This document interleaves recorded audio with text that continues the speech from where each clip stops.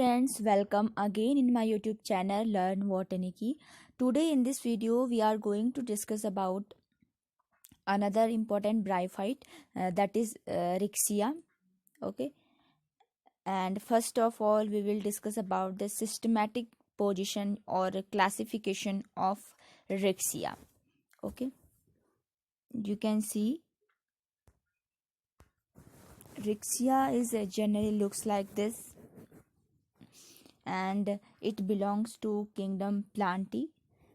Generally इसमें जो है ये ग्रीन कलर के हैं तो क्लोरोफिल प्रेजेंट होता है. सब किंगडम इज क्रिप्टोगेम्स बिकॉज जो भी प्लांट जिनमें कि फ्लावर्स प्रेजेंट नहीं होते तो उनको रखा गया है क्रिप्टोगेम्स ग्रुप में, और फेनेरोगेम्स रखे गए हैं उन प्लांट को. फेनेरोगेम्स के अंदर वो प्लांट्स आते हैं जिनमें कि फ्लावर्स प्रेजेंट होते हैं, यानी कि फ्लावरिंग होती है. Division bryophyta, these are moss like plants and जिसमें कि true roots and vascular जो bundles हैं these are completely absent. and this Rixia is belongs to class Hepaticopsida जिसमें कि जो गैमेटोफाइट है वो डॉट से वेंट्रली फ्लैटेंड होता है. ऑर्डर मार्केंशियल्स जिसमें थैलस जो है डाइकोटोमसली टाइप का होता है, स्केल्स एब्सेंट होते हैं. डाइकोटोमस ब्रांचिंग का मतलब है, आप देख सकते हैं यहाँ पर डायग्राम में कि इसमें आपको जो ये रिक्शिया दिखाई दे रहा है इसमें जो ब्रांचिंग है वो इस तरीके की है. You can see here like this. Okay, यानी कि जिसमें दो ब्रांचेस प्रेजेंट हैं तो that is known as dichotomous type of branching.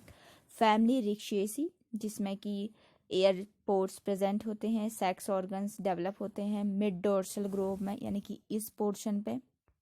Okay, and sporophyte जो है वो कैप्सूल के फॉर्म में प्रेजेंट होता है, जो कि हमने पहले भी पढ़ा था. फ्यूनेरिया के केस में वहाँ भी कैप्सूल प्रेजेंट था, और रिक्शिया के केस में भी जो जितने भी ऑर्गन्स हैं कैप्सूल हैं, सेक्स ऑर्गन्स हैं, वो सारे कैप्सूल के फॉर्म में प्रेजेंट होते हैं.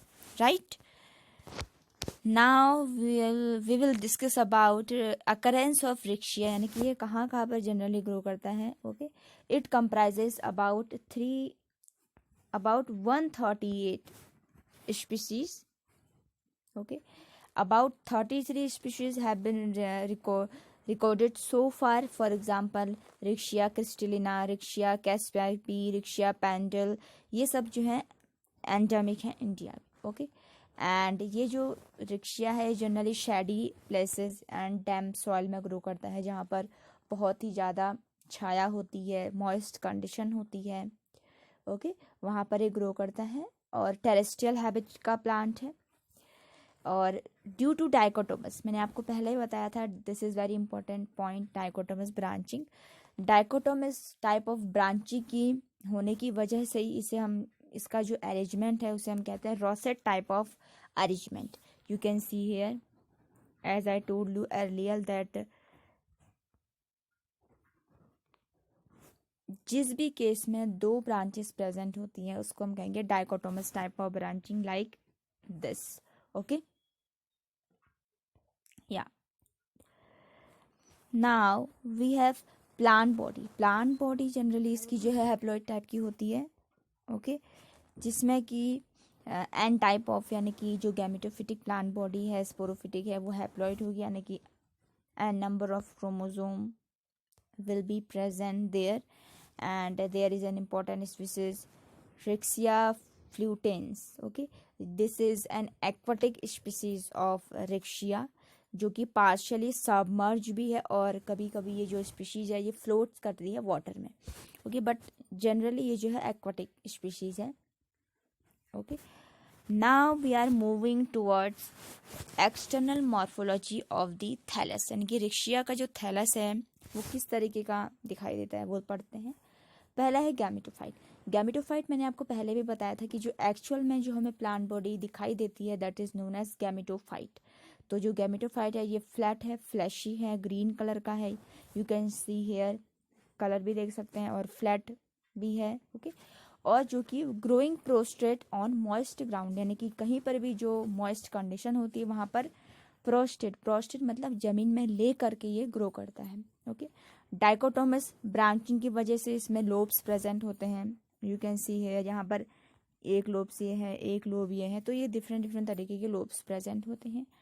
एंड इसके अलावा इसमें जो थैलस है वो उसका थिक है मिडल पोर्शन से, एंड फिर थिन होता है जो इसके जो लोब्स वाला पोर्शन है वहाँ से थिन होता है। ओके। एंड थिक रीजन मिडरी वाला जो पोर्शन है वो थिक है, जो कि पूरी जो लेंथ है रिक्शिया की वहाँ तक जाता है, थिकनेस उसकी।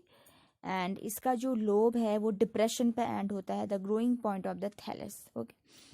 The thallus is attached to the substratum by means of rhizoids on the lower surface. Okay. यानी कि रिक्शिया को जो भी न्यूट्रिशंस की रिक्वायरमेंट होती है उसके लिए यहाँ पर राइजोइड्स प्रेजेंट होते हैं। These are actually root like structure but not actually root. Okay.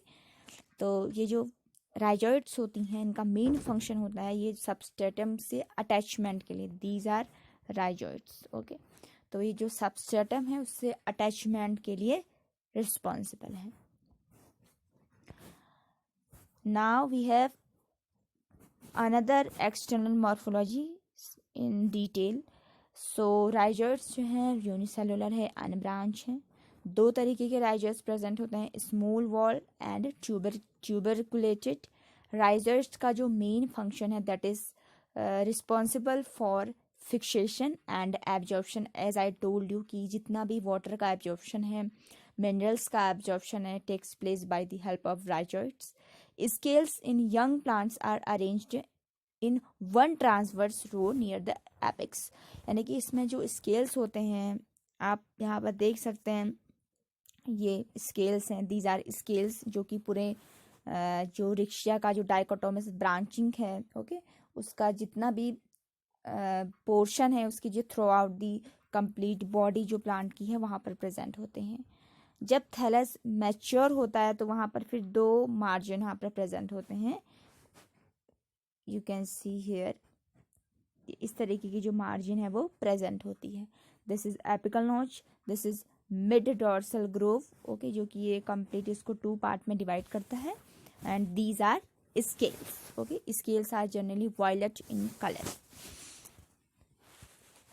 Okay, now we have Riccia internal structure of the thallus.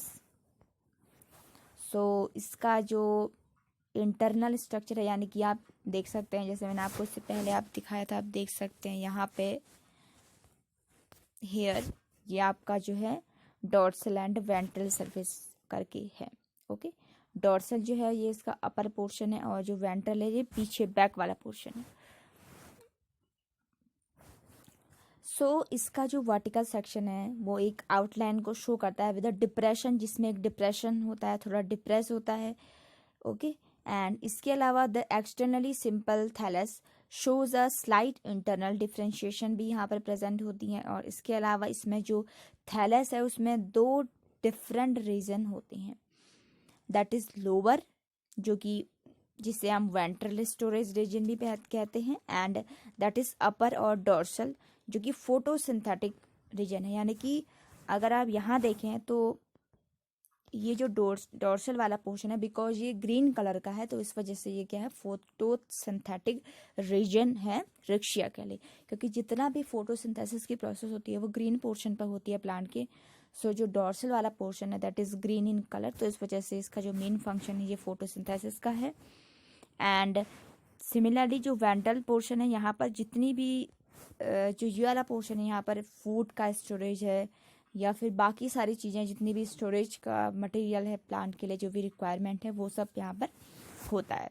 Okay, so it was all about some important features of the Riccia, and in upcoming videos we will discuss about in detail, okay, about the reproduction and all other important activities performed by rickshaw.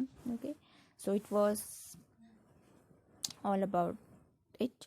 So if you like my video, please do like, share and comment, and don't forget to press the bell icon. Okay, so thank you for watching this video.